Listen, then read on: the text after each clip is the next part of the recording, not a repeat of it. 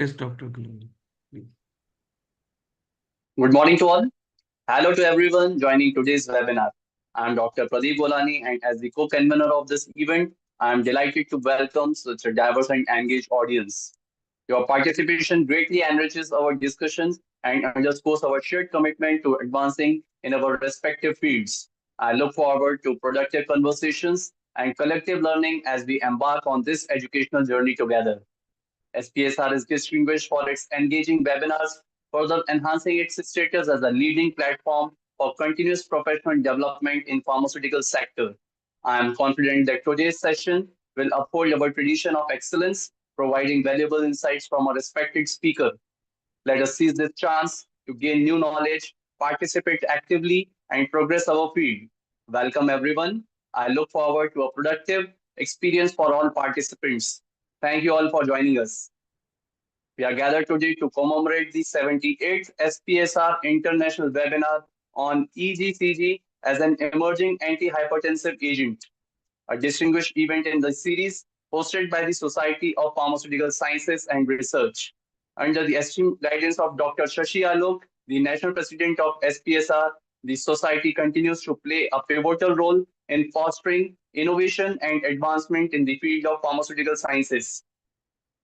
The SPSR is devoted to advancing the pharmaceutical field through a variety of strategies. Our mission is to organize conferences that support pharmacy-related initiatives and endorse programs tackling public health issues in India, focusing particularly on disease prevention. We make it a priority to recognize and honor pharmacists whose notable contribution drive progress in our field. At the heart of our mission is the commitment to spreading pharmaceutical knowledge, ensuring a steady and robust exchange of information about pharmaceutical practices and services. By striving toward these objectives, we aim to elevate the quality and impact of pharmacy profession, fostering a proactive and collaborative community dedicated to excellence. It is our great privilege to introduce Dr. Siew, Keah, Associate Professor and Chairperson, Center for Research on Non-Communicable Diseases, and Kandiah Faculty of Medicine and Health Sciences, Universiti Tunku Abdul Rahman, Kajang, Selangor, Malaysia, as a distinguished speaker. Dr. Siew, Keah expertise greatly contributes to our event, providing substantial knowledge and insights. Her participation is certain to enrich our discussions and expand exploration of anti-hypertensive agents. We are grateful for her engagement and anticipate an enlightening session. It is our privilege to introduce Mrs. Monika Sabharwal as the convener for today's webinar, who also serves as the founder and CEO of SPSR Periodicals and National Secretary of SPSR.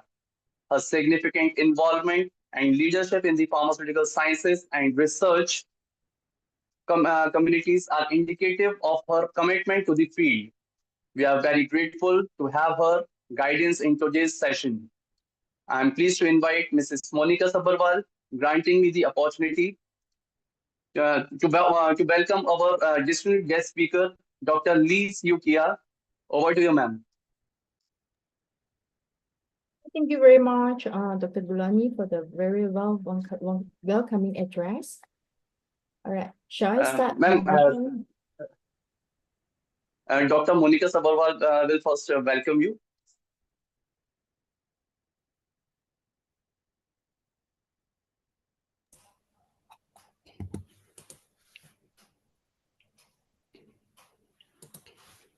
Thank you so much, Dr. Pradeep Gulani. Hello, everyone. I am Monika Sabharwal, the convener of 78 SPSR International Webinar on the topic EGCG as an emerging anti-hypertensive agent. This webinar is proudly organized by Society of Pharmaceutical Sciences and Research SPSR. It is my honor to introduce our esteemed speaker for today, Dr. Siew Keah, Associate Professor and the Chairperson at the Center for Research on Non-Communicable Diseases and Kandiah, Faculty of Medicine and Health Sciences, Universiti Tunku Abdul Rahman, Kajang, Selangor, Malaysia. We are thrilled to share that this webinar has received an overwhelming response for 2,500 registrations from over 20 countries, reflecting the global interest on this particular topic. As we embark on the new year, I would like to extend a warmest New Year wishes to all of you. Last year, in 2024, was an extraordinary year for the SPSR.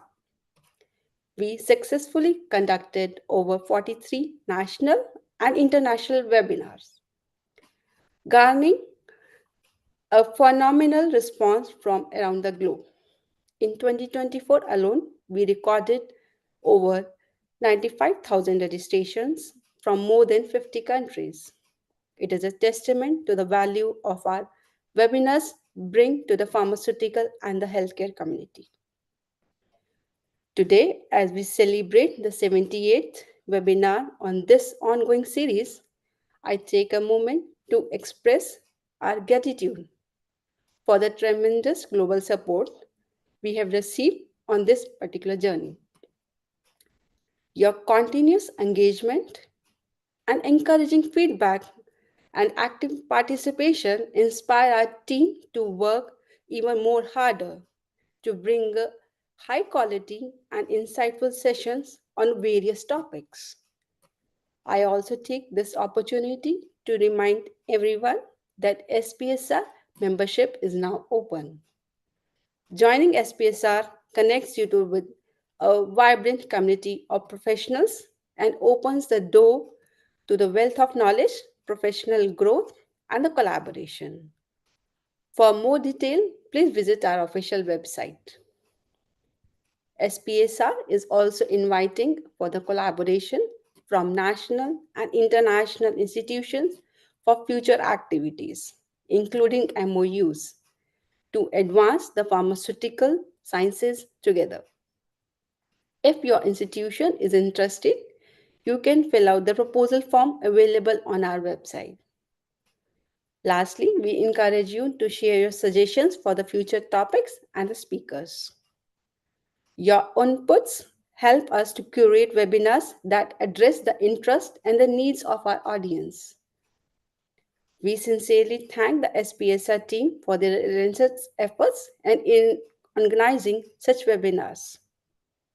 I also thank our audience for attending regularly, as your participation and the suggestions inspire us to work harder and continue to deliver impactful sessions. Before we commence, I would like to warmly welcome our National President, Dr. Shashialu, whose visionary leadership has been crucial in the impressive transformation of the SPSR. I would like to extend my heartfelt thanks for the significant contributions made by Dr. Pradeep Golani, co-convener of this webinar, and the organizing committee members, Dr. Pradeep Golani, Dr. Sanjay Nagdev, Dr. Saurabh Kose, Mr. Ankur Agarwal, Mr. Junaid Tantre, Mrs. Nidhi Mittal, and Mr. Rishabh Bhanot. Their tireless efforts have played a crucial role in transforming the vision of this event into a reality. Joint SPSR Vibrant Committee of over 40,000 pharma professionals actively engaging across LinkedIn, YouTube, Facebook, and WhatsApp. Let's connect, learn, and grow with the top-tier webinars and the exclusive content. Do not miss out this unparalleled opportunity to elevate your pharmacy practice. Stay updated by subscribing to our SPSR YouTube channel and enabling the notification bell icon for the instant alerts. Follow our journey in advancing the pharmaceutical sciences and healthcare that will benefit the society overall. Let us now look forward to today's session. I am confident that Dr. Siew talk will be very learning and experience for all of us. Thank you for being with us. I have hope you will find today's session will be both informative and inspiring. Over to you, Dr. Pradeep Golani. I appreciate Mrs. Monika Sabharwal granting me the opportunity to present this webinar. And now we'll start with a short introduction to guest profile. Associate Professor Dr. Siew is a distinguished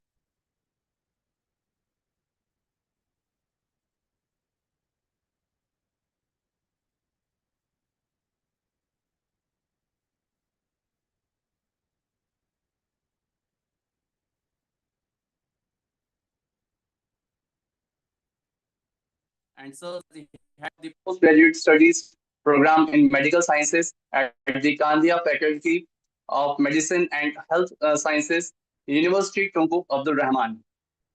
Dr. Lee is a registered professional technologist with the Malaysia Board of Technologists and holds life membership in Malaysian Society of Hypertension, the Malaysian Society of Pharmacology and Physiology.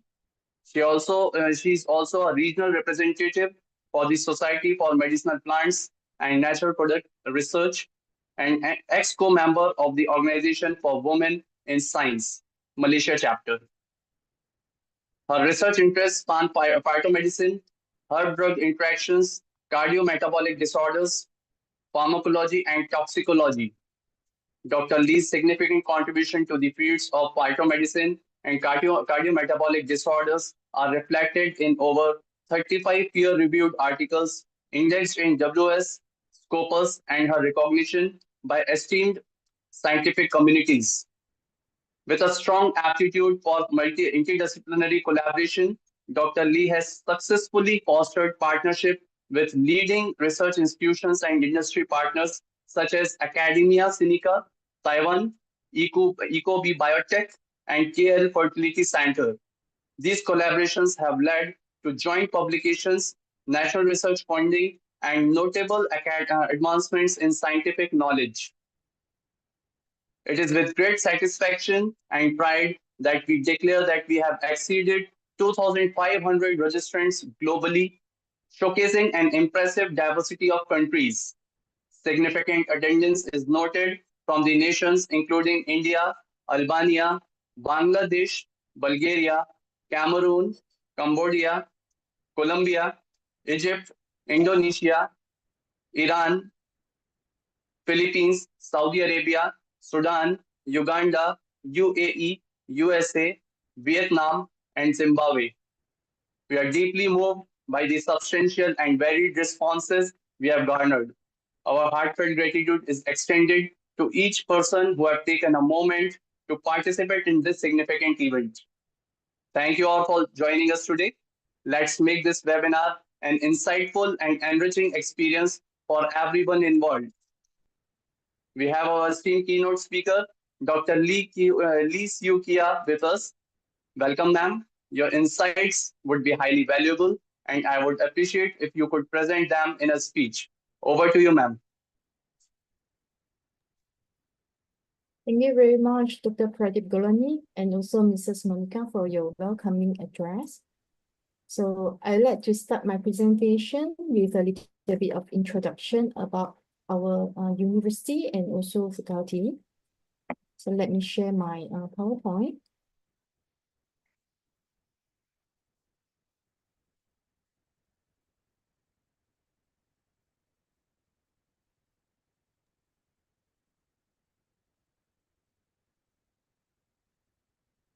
Okay, let me introduce a little bit about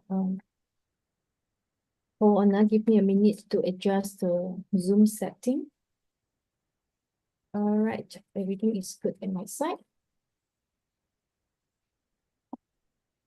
Okay, before I begin my presentation, please allow me to take some time to introduce Universiti Tunku Abdul Rahman, commonly known as UTA. So UTA is a non-for-profit institution that officially established in year 2002.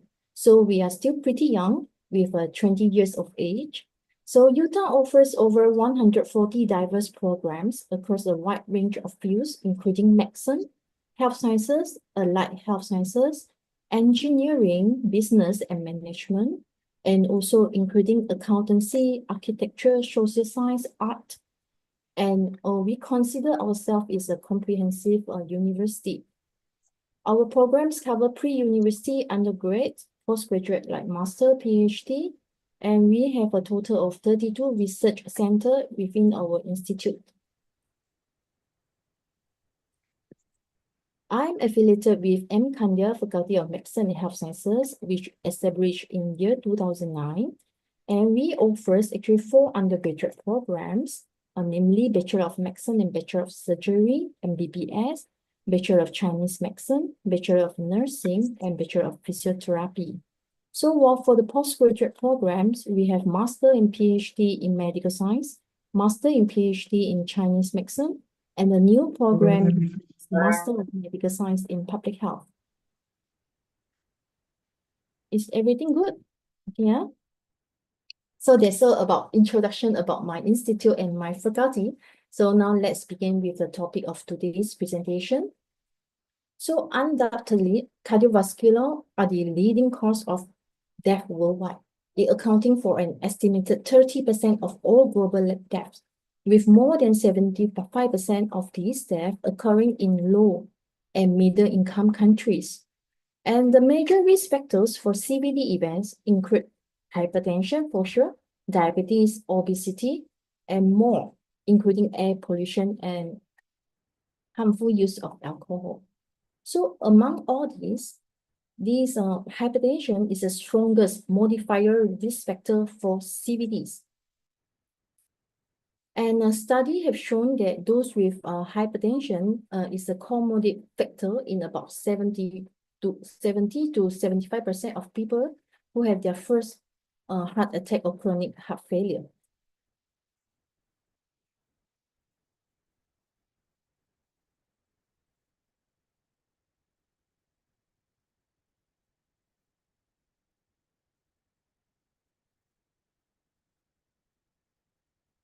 So how to define hypertension? Hypertension is a chronic medical condition, and we always call it a silent killer because we are not aware of our daily blood pressure.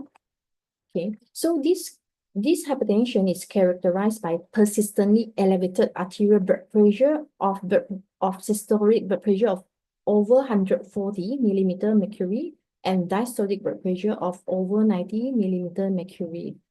So worldwide prevalence of hypertension among adults aged more than 25 years old is estimated to be 30 to 40%. And in Malaysia, the prevalence of hypertension is about 30%, which is pretty high in the country. And unfortunately, more than 50% of them, of the population, are with undiagnosed hypertension. If we were to add on this percentage to the diagnosed hypertension, the prevalence for sure will be more than 30 to 40%.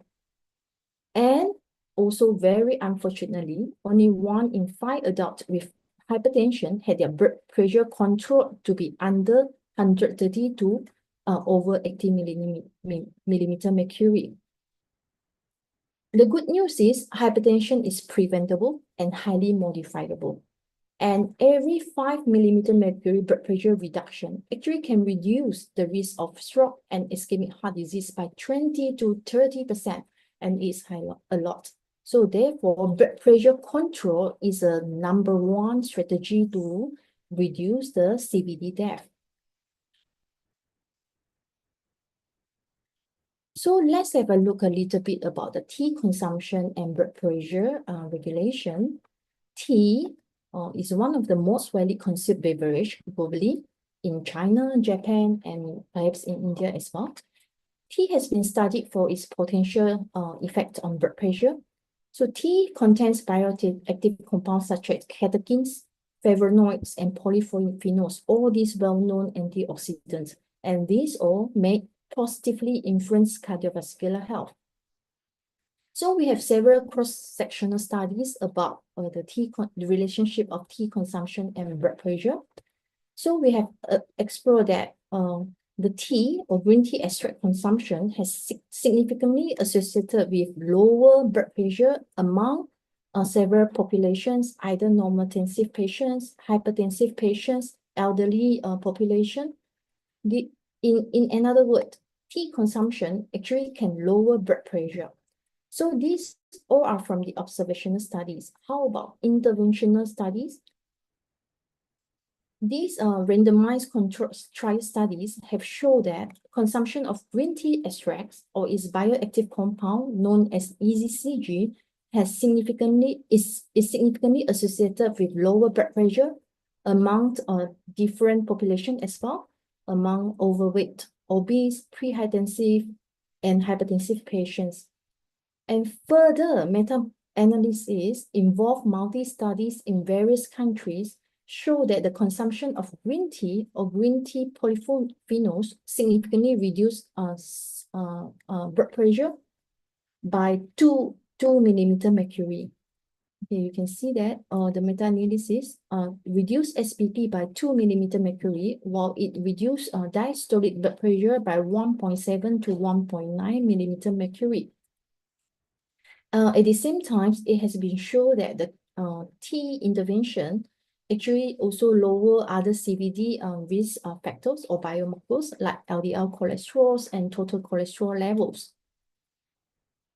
So what is contained in the green tea? So this green tea, the scientific name is Camellia sinensis.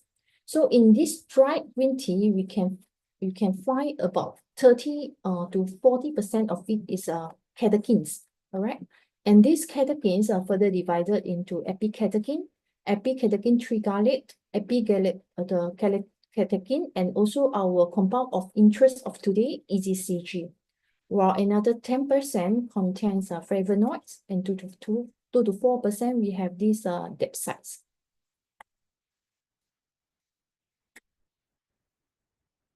So what is EGCG? So EGCG is a polyphenol and a very potent antioxidant that is considered to be the most biological active and abundant catechin found in green tea, Camellia sinensis.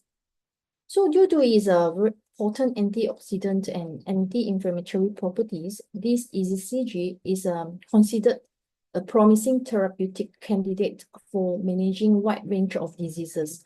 And these diseases include cancers, infections, neurodegenerative disorders such as Parkinson, Alzheimer's disease, and even cardiometabolic conditions like diabetes and hypertension. So its ability to modulate multiple cellular pathways and reduce oxidative stress makes it very effective in targeting the underlying mechanism of these diseases. So let's have a look at its structure. So EGCG has a flavin 3O backbone. The ring A here is a characteristic of catechins with a hydroxyl-rich structure. You can see all the OH groups here. And these OH groups are the effective radical scavengers. So we have a galette group here attached to the C3 position of the C ring, which enhances its radical scavenging activity and also metal collecting abilities. These galette group also enhance antioxidants and anti-inflammatory properties of EGCG. So in another word, EGCG is a very, it serves as an antioxidant and it has a direct effect in removing or reducing oxidative stress. So studies have shown that actually EGCG also possesses indirect antioxidant activities. For example, actually the structure actually able to interact with receptor and enzymes, and actually it increase or upregulate the expression of the endogenous antioxidants. For example, superoxide dismutase, catalase, and GPX. And these all actually further enhance long-term effect of EGCG. So we have various in vitro, in vivo studies have shown the anti-hypertensive effect of EGCG, and it seems that it's a multi-strategy approach in targeting hypertension by using EGCG. So we can see this one, the EGCG have been shown that is with a potent anti-oxidative and anti-inflammatory activity. And it also promotes vessel relaxation. This is referred to the study 3. So this is an in vitro work. And it also suppresses sympathetic system in some of the in vivo studies. So because RAS overactivation is frequently linked to pathogenesis of hypertension, the role of EGCG on RAAS is not yet been explored, not yet been established well. So today we'll talk a little bit of role of EGCG on RAAS. So let's have a look at the RAAS. So this RAAS actually is referring to renin, angiotensin, aldosterone system. So this is it plays a central role in regulating blood pressure and also maintaining fluid and electrolyte balance. It involves a cascade of hormonal signals that adjust vascular resistance, blood volume, and chronic and also sodium retention. So we know that chronic overactivation of this RAAS actually is a key contributor to the hypertension. So with renin, angiotensin converting enzyme, SCE, and angiotensin 2 being the primary targets of anti-hypertensive therapies. So we have a wide range of drugs, anti-hypertensive drugs actually are targeting on these compounds. So let's move on to some scientific evidence that show that GTE, or we call it as green tea extracts, and the effect of EGCG on RAAS. So the first study I would like to share with you is about the hypertensive model. Actually, we call it as a nephrotoxic model. This cyclosporine is being used as a toxicant that induce kidney damage through the activation of RAAS. So this rat injected with cyclosporine exhibited elevated blood pressure and also elevated renin level, elevated aldosterone levels. So this study show that GTE administration to such rat actually restore the cyclosporine-induced renal damage, and together with lower blood pressure and lower renal and aldosterone levels. And the team actually further concluded that the GTE, green tea extract, could be served as a renin or aldosterone inhibitor. So this is a in vivo study showing that GTE might be a good inhibitor or a block inhibitor on RAS pathway. Several other studies have shown that EGCG could be used as a S inhibitor. So these in silico, in vitro, and in vivo studies have suggested that the EGCG can either block the SCE active site, therefore blocking the binding of preventing it from binding to its substrate, which is angiotensin 1. And directly limit the production of angiotensin 2. And we know that angiotensin 2 is a potent vasoconstrictor. With a reduction of this angiotensin 2, actually we can control the blood pressure. So another study, which is an in vitro study, it showed that the EGCG actually causes 82% inhibitory inhibition to the SCS activities. But still, this one is an in vitro study, and the evidence actually is not very well established. So in an in vivo study with a higher level of evidence, this EGCG actually attenuate the increase of angiotensin 2. It means it reduces the production of angiotensin 2 and it also reduces the expression of this angiotensin 2 type 1 receptor mRNA level in a hypertensive model. We call it as a spontaneously hypertensive stroke-prone ZF rat. So what is the mechanism behind that? How this EGCG suppress or reduce AD1R receptor? Before proceeding to that, allow me to introduce you a little bit about this AD1R. So this angiotensin 2 bind to AD1R and it actually activates vasoconstriction, sodium retention, and increase blood pressure. So a study has demonstrated that EGCG actually reduces the gene expression of this vasculature 81R via its modulatory effect in increasing microRNA 155P and subsequently inhibit SP1. SP1 is a transcription factor that binds to the promoter of the 81R gene, and therefore it leads to reduction of the 81R production. So subsequently, actually, it reduced the angiotensin 2 and 81R binding, and it leads to lower blood pressure.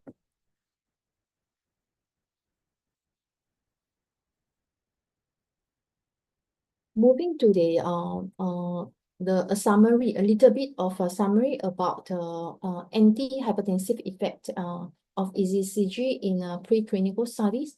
I'm sorry, on the title, the heading should be anti-hypertensive effect. So EGCG is typically administered orally from 10 to 200 milligram per body weight in experimental models, and we use short-term and long-term treatment period, which is 2 to 6 weeks. And this treatment actually consistently demonstrate a significant reduction in systolic reduction in, a significant reduction in blood pressure. So looking through the studies, it seems that EGCG exerts a greater blood pressure lowering effect when given in a higher dose. So let's see, you see, when the model is given 10 milligram of per body weight of EGCG, the reduction of blood pressure is about 15. If we slowly increase to about 200, the reduction is much more higher, which is about 20 millimeter mercury. And this value or data actually is a very good finding. Okay. So if let's say we keep on increasing the EGCG, so from 200 to 1,000 to 2,000 will lead to a better or greater antihypertensive effect. So it's not necessary because it might bring some adverse effect because multiple cases of liver injury actually has been associated with consumption of a higher dose of EGCG or even GTE. So we need to be careful on this. Should we increase the dosage of EGCG in managing hypertension? So optimizing the EGCG dosage is crucial to balance the therapeutic benefits with safety consideration. So let's move on to a summary data made by Onakotoya et al. 2014. So this graph shows a dose-dependent blood pressure lowering effect of EGCG. So this meta-analysis involved 20 RCTs with over 1,500 participants, and they plotted a graph.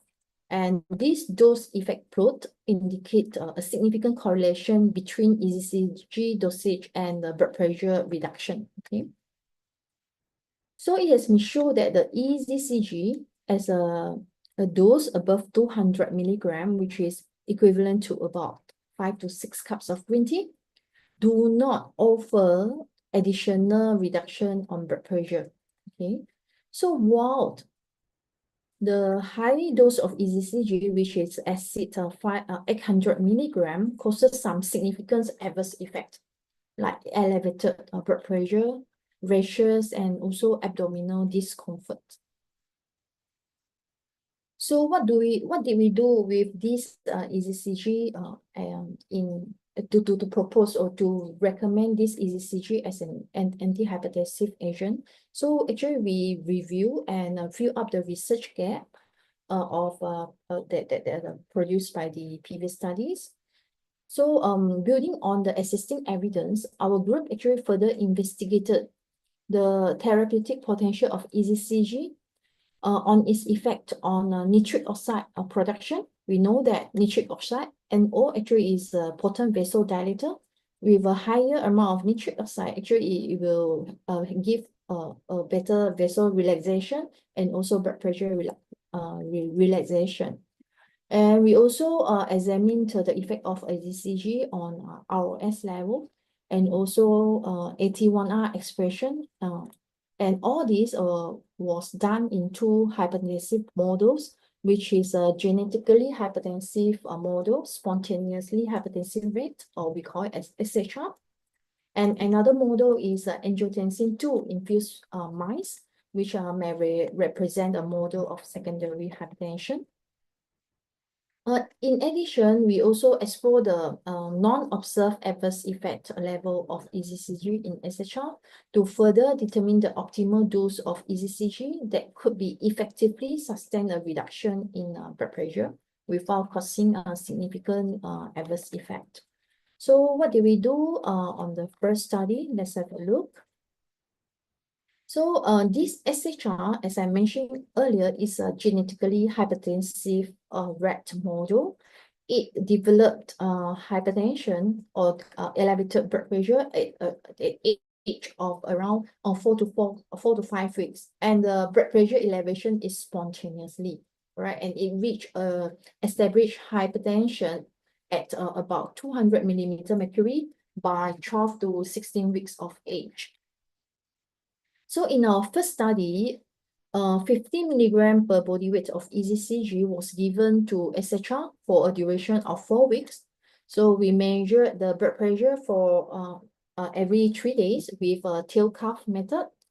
And at the end of the treatment period, the rate was sacrificed. The aortic tissue was isolated and subjected to vascular function study. And a part of the aortic ring was homogenized and subject to measurement of vascular nitric oxide, cGMP, BH4, ROS, and AT1R protein expression. So let's have a look at some findings of this study. So we show that EGCG actually lead to blood pressure production in SHR. Okay, the reduction is cumulative in a cumulative effect. It means the longer the treatment period, the better the blood pressure lowering effect.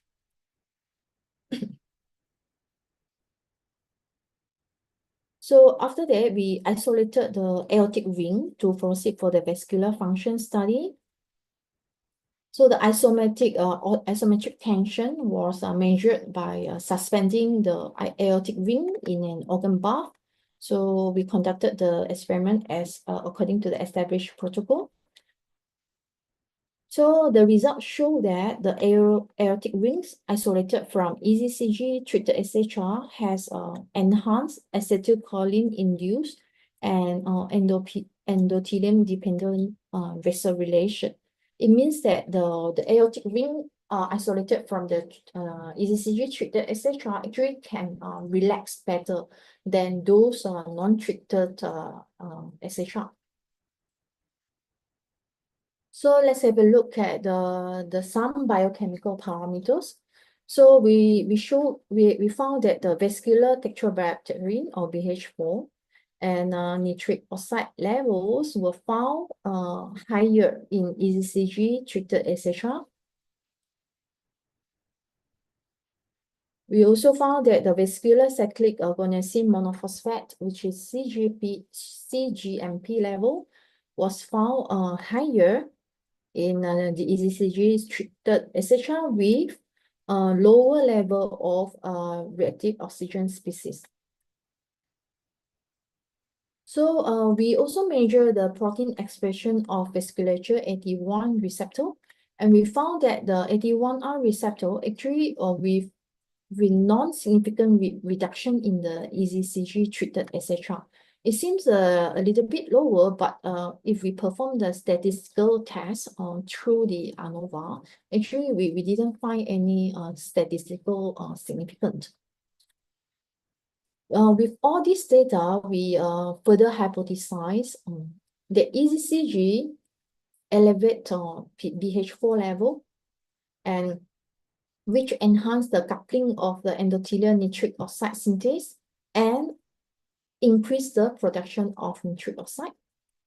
And with the increase of a cGMP level, it actually lead to vasodilation and subsequent reduction in blood pressure in those EGCG treated, etc. So in addition, we also try to link the role of RAAS to this AT1R angiotensin II activation. So we know that RAAS actually contribute to endothelial dysfunction through multiple mechanisms. So this RAAS actually can lead to the uncoupling of the endothelial nitric oxide synthase, eNOS, and resulting in decrease of nitric oxide production and increase of more free radical, for example, superoxide level. So this shift promotes the formation of the peroxynitric or NOO. This peroxynitric actually is a potent oxidant that furthers damage the endothelial function. So you can see this, actually RAAS can also trigger inflammatory responses and leading to vascular smooth muscle cell hypertrophy and further endothelial dysfunction. This EGCG in our study actually has demonstrated is a antioxidative property. Okay, so we think that this EGCG might has a dual effect. One is true is a direct effect on scavenging the RAAS, then improves the endothelial function. Another one, it might reduce the expression of AT1R and directly reduce the binding of angiotensin II to this AT1R receptor. Also, by doing this, actually, EGCG actually can improve the endothelial function. Okay. So the study just now was focusing on a spontaneously hypertensive rat model. So we replicate another study by using another hypertensive model. So this hypertensive model actually is induced by angiotensin II infusion. Angiotensin II is actually is infusion, the intervention. Now we inject the angiotensin II to these mice, and this infusion actually increase blood pressure and also increase oxidative stress and induce endothelial dysfunction. While EGCG treatments actually restore all these dysfunction, this EGCG actually reduce elevated blood pressure with a lower vasculature RAAS with improved level of BH4 and increased level of NO, CGMP, and better vascular dilation. So that's all for the first part of our study, which we examine on the effect of EGCG on endothelial function in two models, which is etc. and angiotensin II infused rodent models. These two studies, actually we use a low dose of EGCG in these two studies, which is about 50 milligram of per body weight of EGCG. So as previously mentioned, this EGCG actually is an anti-hypertensive effect in a dose-dependent manner. So this raises critical questions. Can increasing the dosage further enhance the therapeutic efficacy? So with all these evidence, we subsequently we were keen to find out what is the maximum tolerable doses of EGCG that can be safely administered to maximize the efficacy of EGCG as a blood pressure lowering agent. So through literature review, we know that EGCG at the 2000 milligram per body weight in rat actually will induce liver injury. So this study we employ EGCG concentration at 50 to 1000 milligram per body weight. Okay. So this is about a safety study to determine the non-observable adverse effects level or NOAEL of EGCG in etc. So EGCG was administered orally at doses of from 50 to 1,000 milligram per body weight for a total of 4 weeks.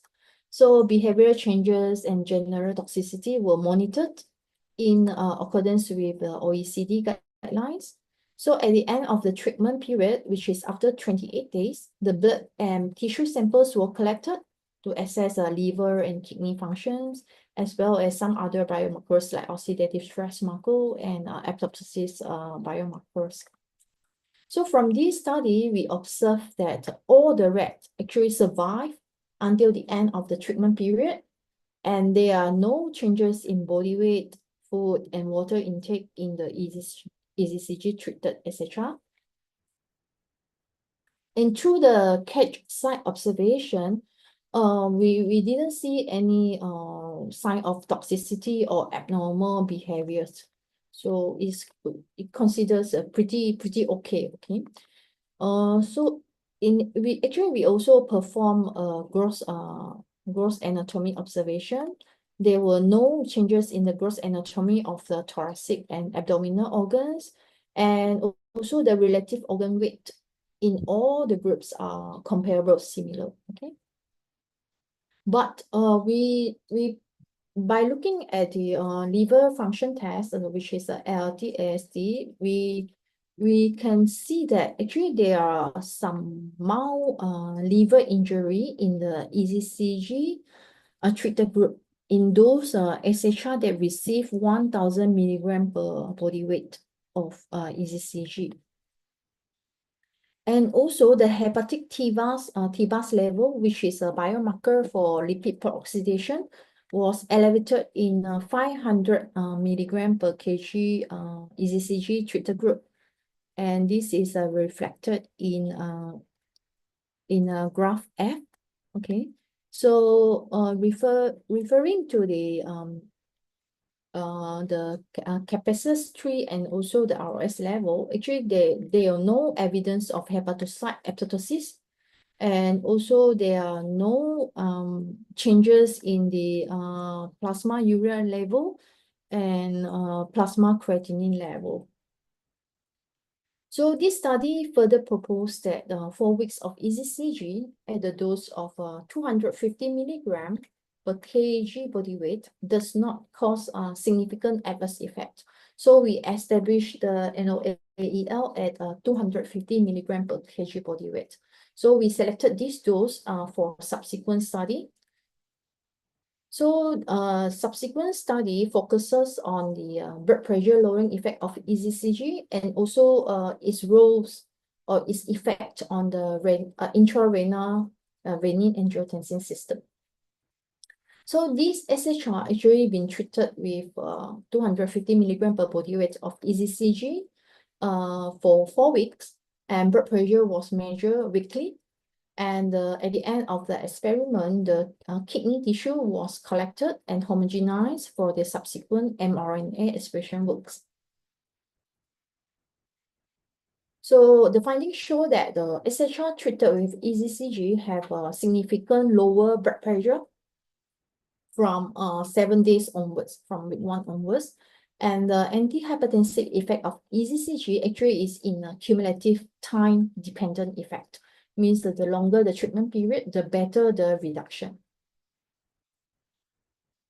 So further analysis show that these blood pressure lowering effects are associated with upregulation of several mRNA expression. For example, angiotensin type 2 receptor, S and MAS receptor. And we run a statistical analysis, and this Pearson correlation analysis show that the changes of this mRNA expression actually statistically correlated or associated with the reduction of the blood pressure. So we further postulated that suppression of renins actually leads to reduction in angiotensin 2 production, and this lead to a reduced vasoconstriction that relieve the elevated blood pressure in SHR. While the elevated S could be, in our work, actually we show that there is an elevation of S rather than reduction. So we were pondering why this S should be suppressed in order to have a better blood pressure lowering effect, but it's not. The S actually elevated.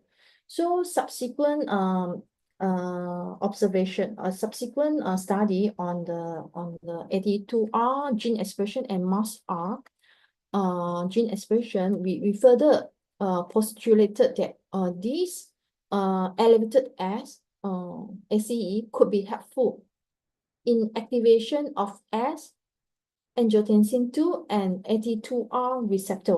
Okay, so this activation, when the angiotensin 2 bind to the AT2R, another subtype of angiotensin receptor, actually it results in a blood pressure reduction through its effect in vasodilation. Okay, and another one is through activation of angiotensin 1 to 7 and MAS-R receptors. It means that the actually produce or stimulate the production of angiotensin 1 to 7, and this angiotensin 1 to 7 actually subsequently bind to this elevated or upregulated MAS-R and further improve the vasodilation effect and blood pressure reduction effect.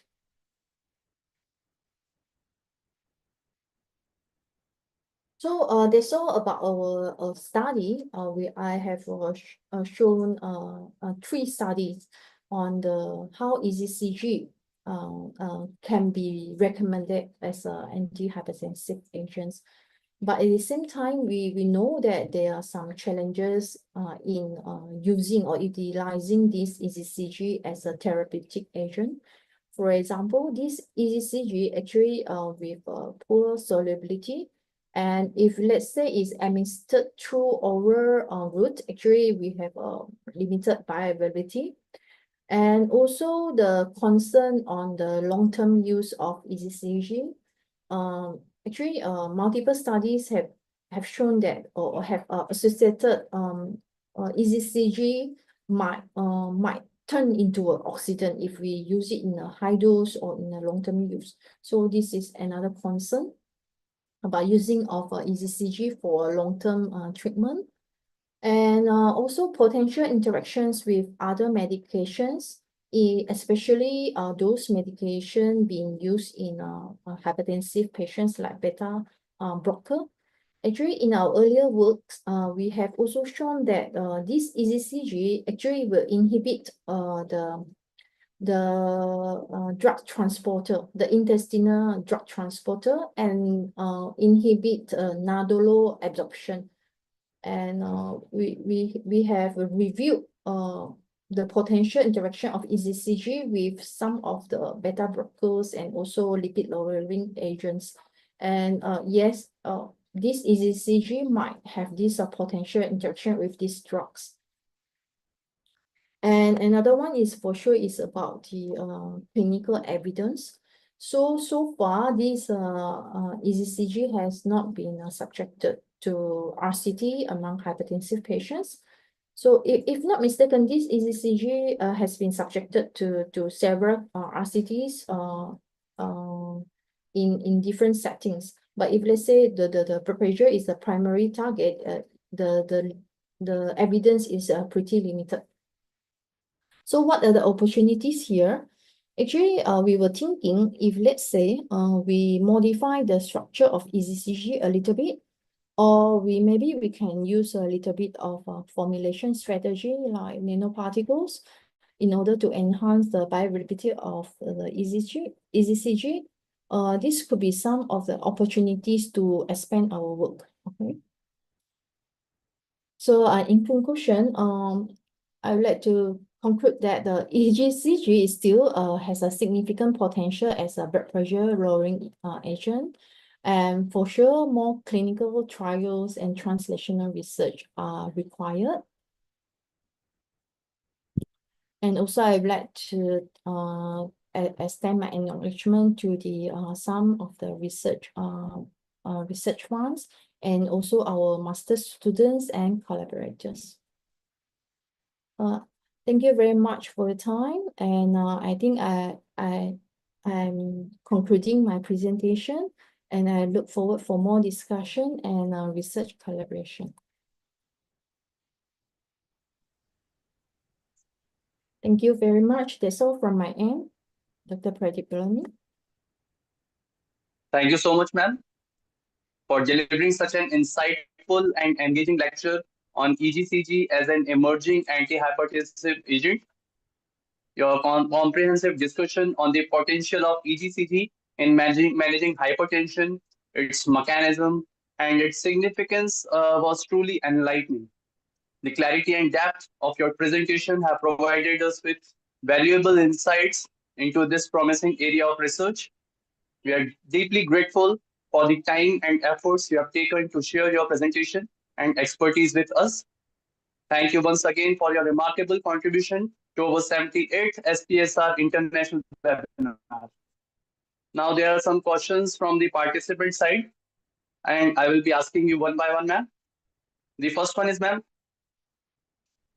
how does EGCG compare to conventional antihypertensive drugs in terms of efficacy and safety?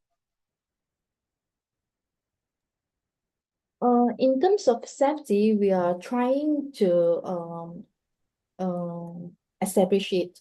So for now, our work is still at the preclinical studies level. So we think that the 250 milligram should be safe, and this human equivalent dose is about 2.5 gram of EGCG. So I think it's pretty safe in human, but that's for sure more studies are required. If let's say we want to compare with the current those antihypertensive drugs in the market, actually we have not reached that area yet. For the current antihypertensive agent is more to targeted therapy. So S inhibitor, inhibit S, then renin inhibitor, ARB blocker, or this thing. So as I mentioned just now, this EGCG, it can be used as a multi-strategy approach. So not only as S inhibitor, it also inhibits renin production. It also inhibits AD1R production. And more importantly, we know that cardiometabolic disorders is very significant associated with oxidative stress. If let's say we use phytochemicals with so strong antioxidative property, it might help our body improve our health condition in a systemic way. All right. And also it also has this anti-inflammatory effect. So for now, we would recommend it as a health supplement rather than a drug. Thank you very much. Right. Thank you so much, ma'am. The next one is, ma'am, can EGCG be considered as a part of a preventive strategy for individuals at a high risk of developing hypertension? I'm sorry, could you repeat the question again? Can it be a preventive strategy for individuals at high risk of developing anti-hypertension? Preventive therapy?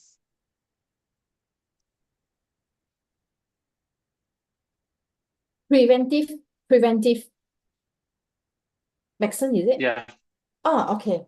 So Can it be used for prevention of hypertension? yes, I would recommend that. I would recommend EGCG or green tea extract being used as a preventive medicine, because we know that through these meta-analysis and RCT works, actually the blood pressure is lower than those non-T drinkers or non-GTE consumers. But the one thing is we should use it at a low dose and for a long term. And studies have shown that if use of GTE EGCG for more than 3 months, then we can see the beneficial effect. Okay, in a low dose of these EGCG. Yes, so for sure, yes, I would like to recommend it as a preventive medicine, especially in those at a higher risk of hypertension or diabetes. Yes, yeah. And also, actually, we found that EGCG is very good in controlling body weight. And Right. Thank you so much. actually, yeah, in the European countries, actually EGCG has been used by the community as a slimming pills, which is not correct. Okay, Right. and this is the problem that lead to a lot of community issues, like for incidents in Norway. The consumers consume it in a very large amount in a very short period, and they were admitted to emergency department. And actually, the EGCG consumption has been linked to these emergency issues, and also the liver toxicity. And this one actually lead to some investigation by the authorities. And actually, they have produced a lot of policy, not policy papers, but some papers from report in analyzing how safe is this EGCG consumption. Yeah, thanks. Right, ma'am. Thank you so much, ma'am. I think you have answered my next question, that how does EGCG affect our other cardiovascular risk factors such as cholesterol level? So it definitely reduces the cholesterol level also. Yes, that's right. Right, ma'am. The next one is, ma'am, what are the potential future directions for research on EGCG as an anti-hypertensive agent? So for now, in our research group is try to solve the safety issue and also the limited bioavailability. So actually, currently we are working on that. Right. Mhm. Thank you so much, ma'am, and for answering all the questions wonderfully with such depth and clarity. Your thoughtful and detailed responses have provided us with a deeper understanding of EGCG's potential as an anti-hypertensive agent. We truly appreciate the time and efforts you have taken to address every query, making this session both engaging and highly informative. Your expertise has also been truly inspiring, and we are grateful for the knowledge you have shared with us today. Thank you once again for your remarkable contributions to our 78th SPSR International Webinar. So here we come to the conclusion of this session. So as we conclude our 78th SPSR International Webinar on EGCG as an emerging antihypertensive agent, we extend our heartfelt gratitude to Dr. Siew Keah for her exceptional presentation. The insights shared today about the mechanism, therapeutic potential, and future prospects of EGCG in managing hypertension have been truly enlightening. Dr. Lee's expertise has not only deepened our understanding of EGCG's role in reducing oxidative stress, improving vascular function, and addressing other cardiovascular risk factors, but also has highlighted the importance of continued research in this promising area. Our discussion has inspired us to explore natural agents like EGCG in the fight against chronic diseases such as hypertension. We also thank our participants for their active engagement and thought-provoking questions, which enrich today's session. Your enthusiasm drives the success of these webinars and encourages meaningful dialogues in the pharmaceutical sciences. We are deeply thankful to Dr. Shashi Alok, the National President of SPSR, for honoring with his presence. We recognize and appreciate your commitment and guidance, and we offer our profound thanks for your significant input. We would also like to express our appreciation to our convener, Mrs. Monika Sabharwal, for her pivotal role in organizing this event. We extend our gratitude to all the SPSR team members for their collaborative efforts, which have broadened our understanding and fostered cooperative learning. Your collective contributions have made this webinar a success, and we look forward to the continued collaboration in advancing the pharmaceutical sciences and research. We look forward to your participation in future SPSR webinars as we continue to explore groundbreaking topics and foster knowledge sharing in pharmaceutical sciences. Thank you once again, and we wish you all success in your endeavors. Our upcoming 79th SPSR International Webinar on gene polymorphism associated with treatment outcomes of morphine among cancer pain patients. Esteemed speaker for this event is Dr. Hui Yin Yo, Department of Pharmaceutical Life Sciences, Faculty of Pharmacy, Universiti Malaya, Kuala Lumpur, Malaysia. The webinar registration link is given in the description box. Have a wonderful day ahead. Thank you so much, ma'am. Thank you from Team SPSR. Thank you very much. Thank you, ma'am.